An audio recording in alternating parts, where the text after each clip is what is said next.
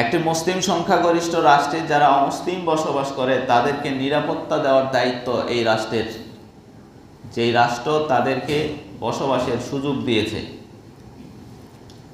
হাদিসে স্পষ্টভাবে এসেছে যে নিরাপত্তা দেওয়ার পরে যদি তাদের নিরাপত্তা নিশ্চিত না করা হয়, বরং তাদের কাউকে হত্যা করা হয়, তাদের ক্ষতি করা হয়, আল্লাহর হাবিব সাল্লাল্লাহু আলাইহি ওয়াসাল্লাম বলেছেন সে ব্যক্তি জান্নাতে তো যেতে পারবে না, জান্নাতের ঘ্রাণও পাবে না।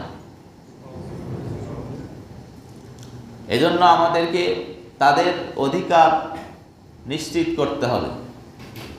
এটা ইসলামেরই কথা, যদিও তারা অমুসলিম। কিন্তু তারা অমুসলিম হলে কি হবে? তারা তো একটা মুসলিম সংখ্যাগরিষ্ঠ রাষ্ট্রে নাগরিক হিসাবে বসবাস করে।